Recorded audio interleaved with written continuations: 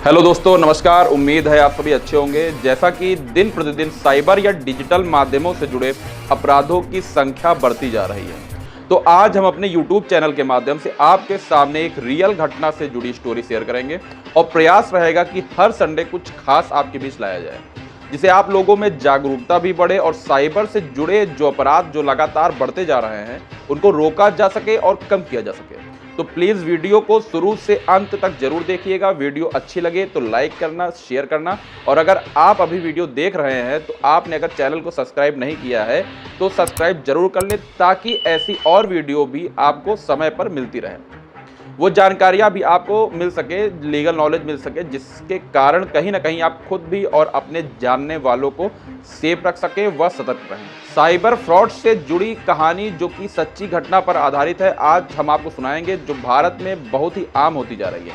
न जाने कितने लोग इसकी वजह से अपनी मेहनत की कमाई गंवा रहे हैं, मोटी कमाई गंवा रहे हैं, जिन्होंने कई साल मेहनत करके पैसा कमाया, जो कुछ ही मिनटों में थोड़ी सी गलती की वजह से आपके अकाउंट से गायब हो जाता है।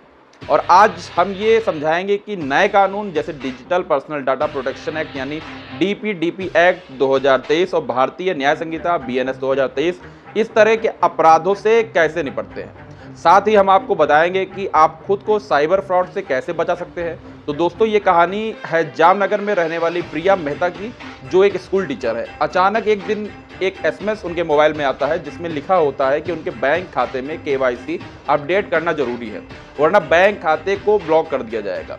एसएमएस में एक लिंक दिया गया होता है। प्रिया बिना ज़्यादा सोचे समझे उस एसएमएस पर दिए गए लिंक पर क्लिक कर देती हैं और अपनी बैंक डिटेल्स, ओटीपी और आधार नंबर डाल देती हैं, जिसके बाद कुछ ही मिनटों में उनके खाते से 1.5 लाख रुपए गायब हो जाते हैं।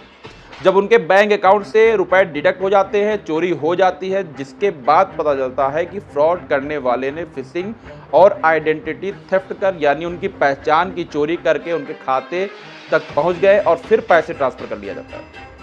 अब ये जो पूरा मामला एक साइबर फ्रॉड का मामला था, जिसमें फ्रॉड करने वाले ने फर्जी एसएमएस भेजकर प्रिया की निजी जानकारी चुराई और फिर उन्होंने प्रिया के बैंक खाते से पैसे निकालने के लिए उनके मोबाइल पर ओटीपी और आधार डिटेल का मिसयूज भी किया।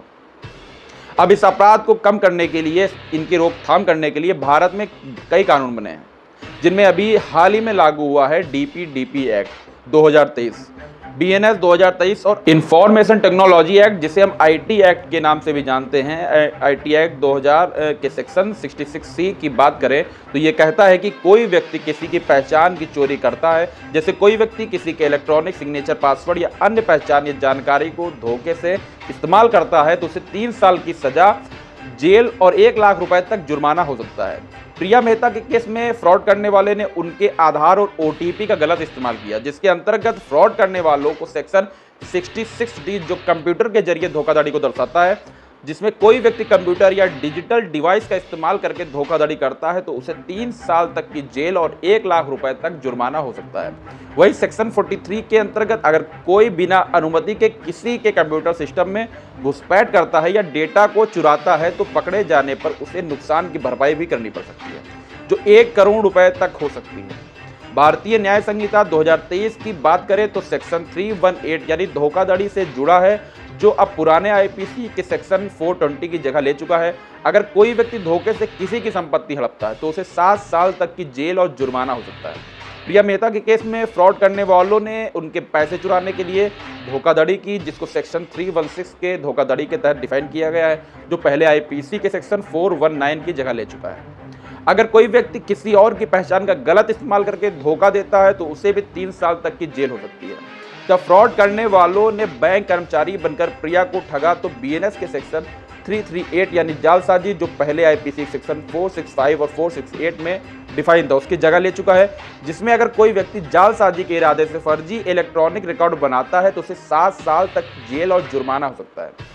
और जो अभी जल्दी एक नया एक्ट पारित किया गया, जिसके बारे में बहुत कम लोगों को जानकारी है, जिसे हम digital personal data protection act यानी शॉर्ट में डीपीडीपी एक्ट 2023 के नाम से जानते हैं। ये नया कानून व्यक्तिगत डेटा की सुरक्षा के लिए बनाया गया है। ये कानून कहता है कि कोई भी कंपनी या कोई व्यक्ति जो डेटा कलेक्ट करता है, जैसे बैंक या कोई जिम्मेदार अथॉरिटी, उसे सुरक्षित रखना होगा। अगर डेटा लीक होता है या उस डेटा का गलत इस्तेमाल होता है तो डेटा फिड्यूशरी जैसे कोई बैंक को 250 करोड़ रुपए तक का जुर्माना हो सकता है। Data breach notification DPDP act के तहत अगर डेटा ब्रीच होता है तो कंपनी को तुरंत data protection board of India को सूचित करना होगा। जैसे इसी केस में जिसकी हम चर्चा कर रहे हैं, प्रिया मेहता के केस में, बैंक को यह बताना होगा कि उनकी जानकारी कैसे लीक हुई। इसके साथ ही उपभोक्ता के क्या अधिकार हैं उन्हें भी जान और समझ लेते हैं। डीपीडीपी एक्ट प्रिया जैसे व्यक्तियों को ये अधिकार देता है कि वे अपनी डेटा की जानकारी मांग सकें, उसे ठीक कर सकें या उसे हटा सकें। ये हमारा राइट है। प्रिया मेहता के साथ जब साइबर फ्रॉड हो जाता है तो तुरंत वो जामनगर की साइबर क्राइम में जाके शिकायत दर्ज करती हैं, जिसके बाद पुलिस एक्शन में आती है। पुलिस ने Indian computer emergency response team और साइबर क्राइम इन्वेस्टिगेशन सेल के साथ मिलकर जांच शुरू की। उसके बाद फ्रॉड करने वालों का आईपी एड्रेस ट्रेस किया जाता है, उनका पता चलता है जो एक पड़ोसी राज्य में मिलता है। 3 लोगों को गिरफ्तार किया जाता है जिनके पास से फर्जी दस्तावेज और कई डुप्लीकेट सिम कार्ड्स भी मिलते हैं। इस केस को कोर्ट में पेश किया गया जहां फ्रॉड करने वालों पर आईटी एक्ट के सेक्शन 66C, 66D और बीएनएस के सेक्शन 316, 318, 338 के तहत चार्ज लगाए गए।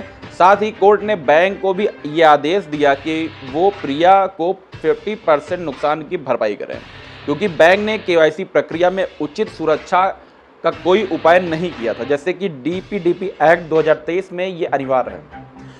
ऐसा ही एक केस अहमदाबाद में और हुआ था, जिसको शॉर्ट्स में थोड़ा सा जान लेते हैं, जहां एक बिजनेसमैन के सिम कार्ड को डुप्लीकेट करके उसके खाते से पैसे निकाले गए।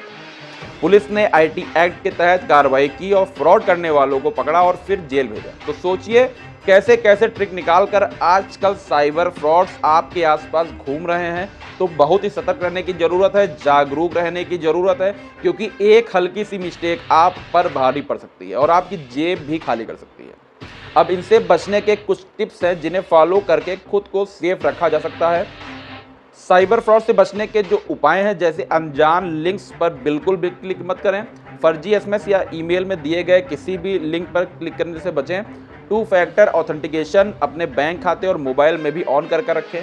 तीसरा पॉइंट जो मैं बताने जा रहा हूँ वो बहुत ही इंपॉर्टेंट है, छोटा है पर इसकी वजह से कई ऐसे फ्रॉड से आप बच सकते हैं, जैसे कि अपना पासवर्ड कभी भी सिंपल ना रखें। पासवर्ड जो भी रखें उसे मजबूत रखें। आसान पासवर्ड जैसे डेट ऑफ बर्थ या खुद का नाम का पासवर्ड को यूज़ करने से बचें। अगर आपके साथ ऐसा कोई फ्रॉड होता है तो तुरंत राष्ट्रीय साइबर क्राइम पोर्टल www.cybercrime.gov.in पर जाकर शिकायत दर्ज करें या 1930 पर कॉल करके भी आप शिकायत दर्ज कर सकते हैं। डेटा प्रोटेक्शन के अधिकार डीपीडीपी एक्ट 2023 के तहत आप अपने डेटा की सुरक्षा के लिए बैंक या कंपनी से सवाल कर सकते हैं। साइबर फ्रॉड एक गंभीर समस्या है, लेकिन भारत के नए कानून जैसे डीपीडीपी एक्ट 2023 और बीएनएस 2023 इसे रोकने के लिए मजबूत कदम भी उठा रहे हैं। आईटी एक्ट के साथ ये कानून साइबर अपराधियों को सजा देने और व्यक्तियों के डेटा की रक्षा करने में मदद करते हैं। अगर आप सावधान रहें और इन कानूनों के बारे में जागरूक हैं तो आप सुरक्षित रह सकते हैं। किसी भी साइबर फ्रॉड की स्थिति में तुरंत पुलिस और साइबर क्राइम सेल और अपने बैंक से संपर्क करें। जागरूक रहें, सुरक्षित रहें। तो मिलते हैं किसी अगली वीडियो में नई जानकारी के साथ। Thank you so much.